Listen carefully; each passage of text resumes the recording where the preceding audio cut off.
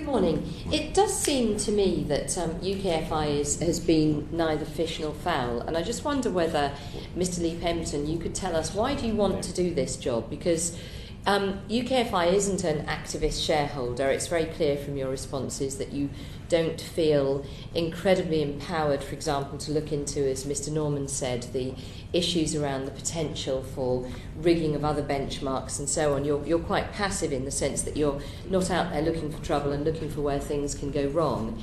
And on the other hand, you're also not empowered to have a strategy for recouping the taxpayer their money. So as you've just said to Mr. McFadden, it's really up in the air, and retail investors will only be invited in if the opportunity presents itself. In other words, you're not going out looking for it. So do you have a vision for UKFI, and if so, what is it? And could you explain why you wanted to do this job? Yes. Well, I think the vision for UKFI is that the independent stewardship role, which Robin has described earlier, is very important for the purposes of ensuring that shareholder value is preserved and created. And it takes a number of forms, but that continued discussion with the boards and the management teams of the banks and with the board of UKAR, I think does have the capacity to enable good decisions to be made in the interests of the preservation and creation of shareholder value. That's the first part. Then the second part is that I think that the evidence of Robin and his colleagues' activities suggests that this is the case. I do believe that there's significant value that can be brought to bear by the application of the expertise that's available in UKFI in the execution, in the choosing of the moment to sell shares, and then in the detailed execution to ensure that value for money is delivered. That's not, excuse me, but that's not a unique expertise, is it? I mean, there are placings that go on all day, every day. We've just had a very successful placing of Royal Mail, which didn't require UKFI to manage it. So what's the unique advantage of UKFI over just having a government department keeping an eye on it? And very specifically, for example, with the problems with NatWest RBS's systems, are those now resolved? Have you taken steps to ensure that the breakdown of their payment systems can't ever possibly happen again? Have those investments been made? Or is that something that could happen again tomorrow? Or is it not your problem? Just to start with the question, is the expertise available? Sorry? Yes, thank you. Is the expertise available elsewhere? Well, the expertise can be hired in from the outside. I think that the role of UKFI is to ensure that the very high standards that are required, certainly from my perspective of a public sector entity, to ensure that value for money is achieved. That is a very important role which UKFI can play in the design and implementation of the share sales. So are you saying that you haven't hired any external advisors because you've got all the expertise in-house to do a placement? No, we have hired them, and so did you get a better deal than, say, the Royal Mail, for example? Is there any evidence that you've achieved better value for money? I believe that the price of securing that external expertise was very low. We were able to secure those services for almost a nominal consideration, first. And secondly, I believe that the aftermarket performance of the Lloyds Bank stock in the days following the sale, and actually from the sale till now, is indicative of the fact that the aftermarket was orderly, but that full value was extracted from our shares, from UKFI, from the government shares, at the point where the sale was made.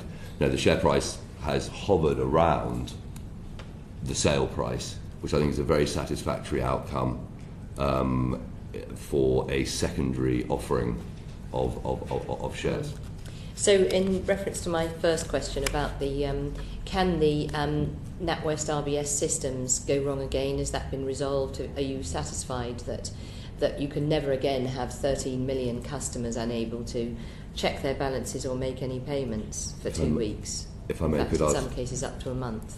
It was clearly an extremely unsatisfactory state and they of are affairs. taxpayers, aren't they? It was an extremely unsatisfactory state of affairs, and Stephen Hester was clearly very aware of that. And you said in 2012, Mr. Budenberg, in the UKFI accounts that there will need to be a full investigation into the causes of the recent major technical disruption in NatWest RBS and Ulster Bank. That was in the 2011 to 12 UKFI accounts. So have you seen that full report, and are you happy that it's now resolved? I understand that actually the FCA is coming out with its own report in relation to that. But so 2 years later? I think that systems are a very difficult thing, as I said earlier.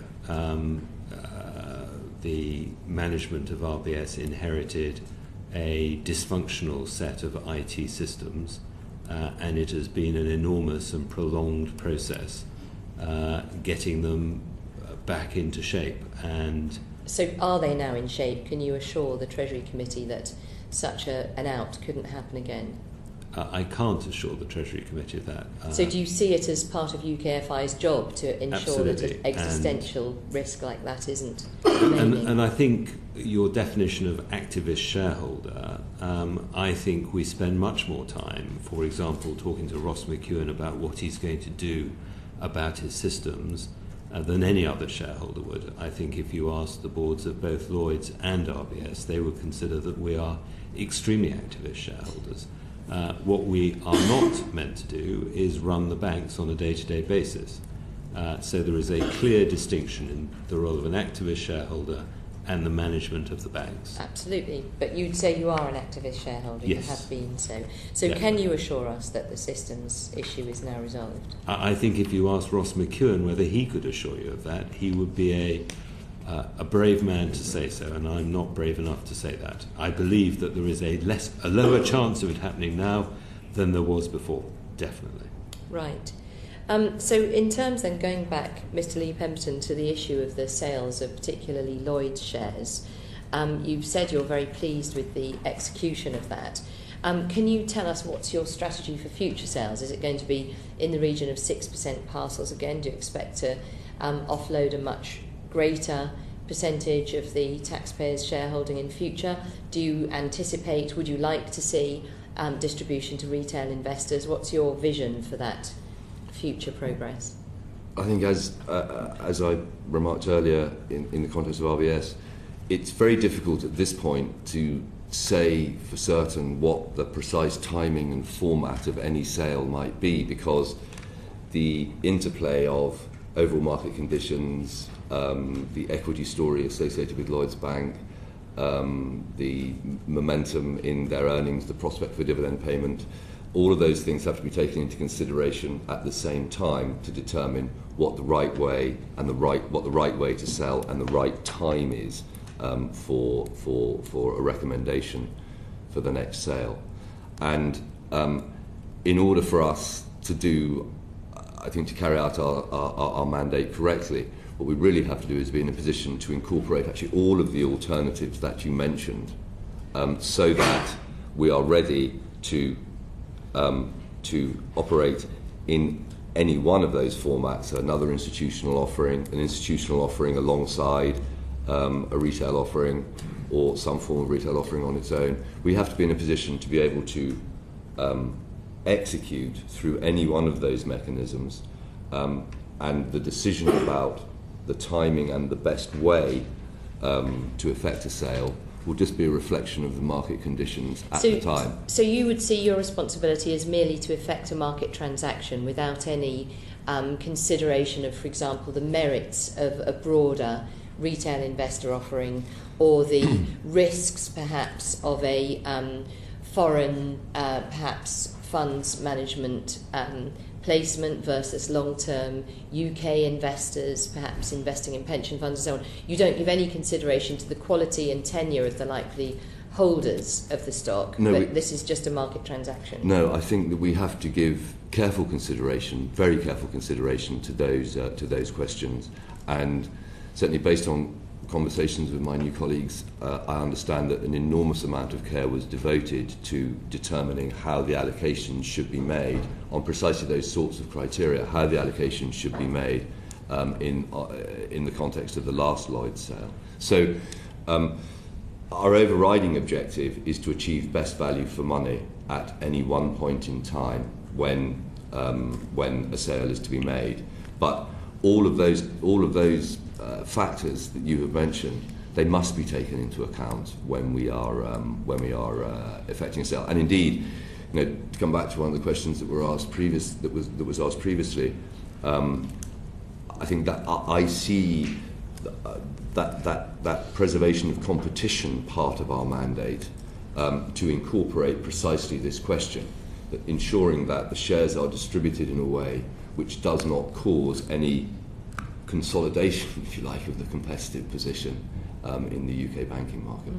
I'd like just to give a practical example, actually, of that, exactly that issue. So when we were going through the exercise of building the book of demand for the Lloyds shares, we split investors into long-term investors and short-term investors. It's a pretty blanket approach, but it's a reasonable approach.